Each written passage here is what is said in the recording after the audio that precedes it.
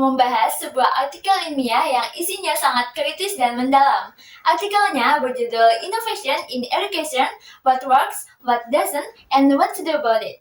Yang artinya inovasi dalam pendidikan, apa yang berhasil, apa yang tidak, dan apa yang harus dilakukan. Yuk langsung aja kita bahas!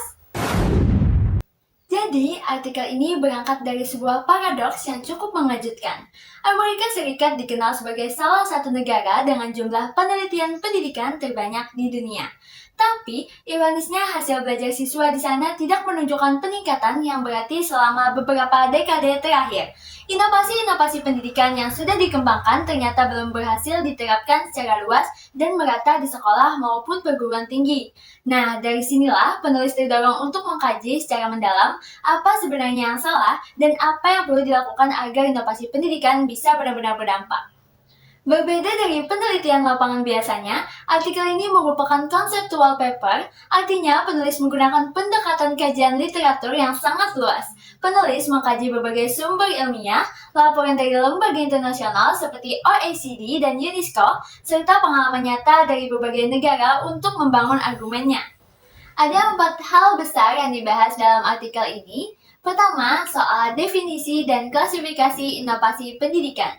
Penulis menjelaskan bahwa inovasi bukan sekedar perubahan biasa, ia harus mencakup 3 hal, yaitu munculnya ide baru, implementasinya, dan dampak nyata yang dihasilkan.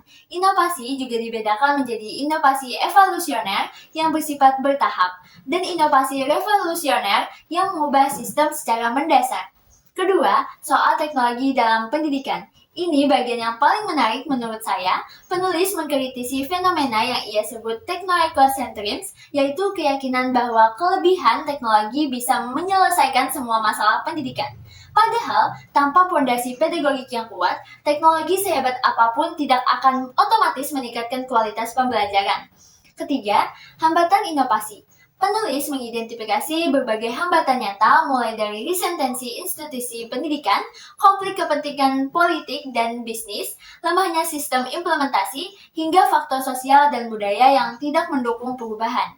Keempat, solusi yang ditawarkan. Penulis menekankan pentingnya meningkatkan kualitas guru, mengembangkan pembelajaran yang lebih efisien dari sisi waktu dan biaya, serta belajar dari praktik pendidikan terbaik dunia seperti Finlandia, Singapura, dan Korea Selatan.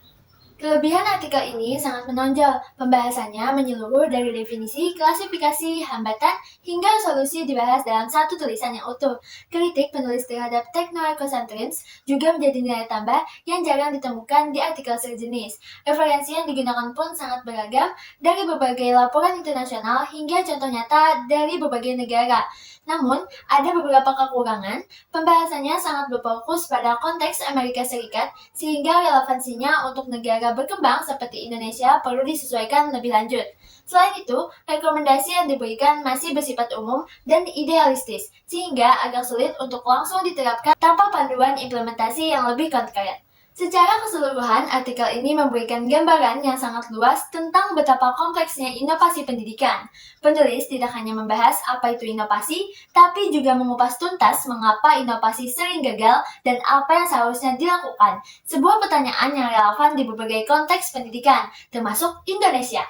Menurut saya, pesan utama artikel ini bahwa inovasi harus sistemik, berbasis bukti, dan didukung seluruh lapisan masyarakat adalah pelajaran penting yang layak dijadikan acuan dalam merancang kebijakan pendidikan yang lebih efektif, termasuk di Indonesia. Oke, itu tadi analisis lengkap dari artikel Innovation in Education karya Peter.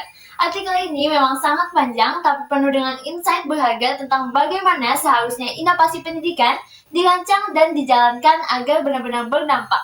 Terima kasih sudah menonton, sampai jumpa di video berikutnya. Dadah!